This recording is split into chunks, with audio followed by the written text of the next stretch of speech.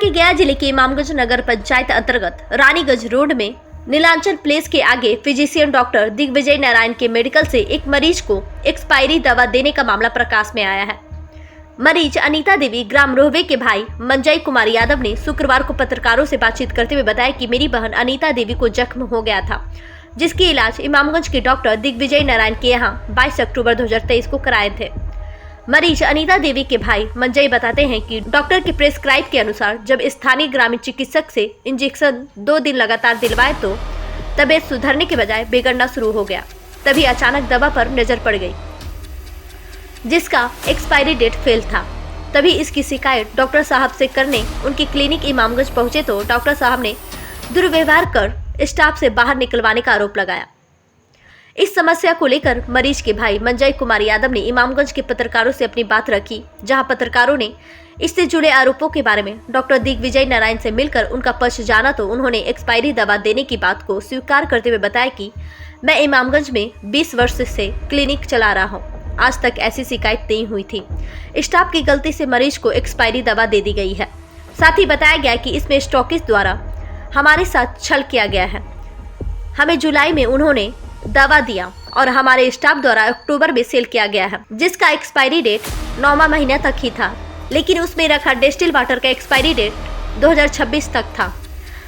यह हमसे माइनर भूल हो गई है। अगर इस तरह डॉक्टर की बड़ी लापरवाही और भूल होती रहेगी तो मरीज को बड़ा नुकसान हो सकता है या जान भी जा सकती है। इस तरह की लापरवाही पर संबंधित स्थानीय और जिला प्रशासन को ध्यान देते हुए उचित कार्रवाई करने की जरूरत है, ताकि आगे इस तरह की घटना से डॉक्टर किसी मरीज के साथ खिलवाड़ ना करे। इस तरह के कितने मरीज के साथ घटना घट रही होगी, लेकिन शिक्षित परिवार के कारण डॉक्टर की यह भारी चोरी पकड़ी गई। गया से मगध भूमि न्यूज के लिए मनोज कुमार की रिपोर्ट। कि मेरी बहन और पापा दिखाने आए थे 22/10/2023 को डॉक्टर दिग्विजय रानीगंज। तो उन लोग गए घरे, इंजेक्शन ले रहे थे, तो उसी बीच में हम रहते हैं बाहर। जब आए तो हम डॉक्टर दे रहे थे इंजेक्शन, तो हमने देखा कि ये सर ये तो दवा जो है ऐसी एक्सपायरी है। और डॉक्टर साहब बोले कि हाँ से दवा एक्सपायरी है। तो हम बोले ठीक है दवा एक्सपायरी, तो डॉक्टर साहब से मिलते हैं। जब हमने यहाँ डॉक्टर साहब से मिला तो डॉक्टर साहब बोले कि हाँ, डॉक्टर साहब एक्सपेक्ट किए कि हाँ एक्सपायरी है, ठीक है। जब स्टाफ फिर बोले डॉक्टर साहब ठीक है आपको हम दवा दे रहे हैं।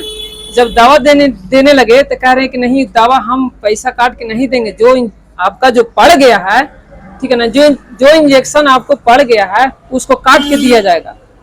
अगर उस हालत में पेशेंट अगर मर जाता तो इसमें क्या होता? अभी तक कितना सुई पड़ चुका है? अभी तक 4 पड़ चुका है, 1 बाकी था।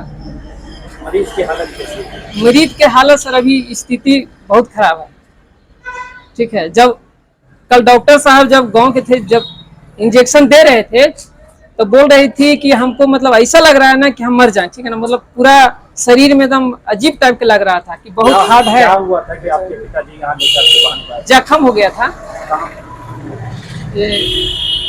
यहाँ पे सीने में जख्म हो गया था, वही पापा लेके आए थे, ठीक है। और जब हम डॉक्टर साहब से मिले, स्टाफ से मिले, हम घरे से फोन किए स्टाफ से, बोले कि इसे कोई जितेंद्र नाम का लड़का है उनका स्टाफ, हम बोले कि इसे आप डॉक्टर साहब से बात करा दीजिए, इसे एक्सपायरी दवा दे दिए हैं। तो क्या बोल रहे हैं इसने से हम डॉक्टर साहब से क्यों बात करावेंगे, आपको मतलब क्या है, ठीक है ना। आप मिले तो क्या बोले डॉक्टर? हम मिले डॉक्टर साहब से तो बोले कि हाँ एक्सपायरी है। तो हम बोले सर इसमें ध्यान देने की जरूरत है। डॉक्टर साहब बोले ठीक है एक्सपायरी है, हम दवा को आपको काट के दे देते हैं। सर काट के कैसे दीजिएगा सर, अगर उस स्थिति में आप 4 इंजेक्शन पड़ चुका है, अगर पेशेंट हमारा मर जाता तो आप क्या करते से बताइए।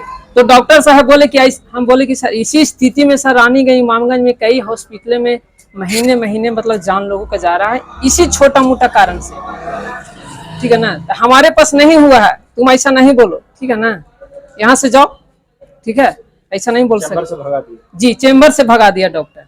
जब स्टाफ के पास आए तो बोले कि भैया आप लोग ऐसा क्यों गलती करते हैं, ठीक है ना, आपको ध्यान देने की जरूरत है। अब दवा खरीदना है ना, खरीदिए और भागे। हम बोले ऐसा क्यों? हम चाहते हैं कि इनको कानूनी कार्रवाई होनी चाहिए। कहीं लिखित दिए हैं? नहीं दिए।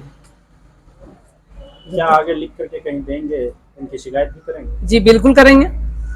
उनका व्यवहार मतलब हमको अजीब लगा। वो डॉक्टर का व्यवहार नहीं है, मतलब ऐसा लग रहा है कि हम अनपढ़ आदमी बोल रहा है। वो हम लोग जो दवा मंगाए थे उसमें नई दवा में एक पुराना इंजेक्शन उन लोग दवा स्टॉकिस्ट लोग भेज दिए थे, लेकिन मरीज की हालत गंभीर नहीं है, मरीज बिल्कुल ही ठीक है। मरीज की हालत गंभीर नहीं है, उसे वैसा कुछ नहीं हुआ है। और वो जख्म की दवा चल रही थी हमारे यहाँ से, उनका जख्म भी ठीक है। वो ये गलतफहमी में लोग बोल रहा है कि मरीज की स्थिति खराब है। मरीज की स्थिति दयनीय नहीं है, मरीज बिल्कुल ठीक है। कितना महीना एक्सपायर कर गई थी दवा? बस इसी महीने हुआ है। क्या वो दवा लग गई है तो उससे मरीज को कुछ नुकसान होगा? नहीं, हल्का फुल्का हो सकता है अगर बहुत ज्यादा पहले का रहता तो, लेकिन दवा इसी माह एक्सपायर किया है, इसलिए कोई डरने की बात नहीं है। क्या कुछ अगर मरीज के साथ होता है तो क्या उसको संभालेंगे आप, फिर उसका रिस्पॉन्सिबल लेंगे? नहीं, सारी जिम्मेवारी हमारी है। सारी जिम्मेवारी हमारी है। जो हमारे यहाँ दिखवाने आते हैं उनका जिम्मेवारी हम बिल्कुल लेंगे, लेकिन ये माइनर फॉल्ट है, मेजर फॉल्ट नहीं है, बहुत बड़ी गलती नहीं हुई है। क्या कहेंगे इस पर आप? ये बहुत बड़ी गलती नहीं है, ऐसा नहीं कि, और उसमें जो वाटर था उसका एक्सपायरी डेट 2026 तक था, इसीलिए लड़के लोग केयर नहीं कर पाए, इसीलिए ऐसा हुआ। आइंदा से इस पर क्या हाँ, रहेगा? आइंदा से हम बिल्कुल ध्यान रखेंगे कि ऐसा ना हो, और आज तक मेरे यहाँ कभी ऐसा नहीं हुआ था। कितना सालों से यहाँ पे? मैं 20 सालों से कार्यरत हूँ। अपना परिचय दे दीजिए। मैं डॉक्टर दिग्विजय नारायण, इमामगंज।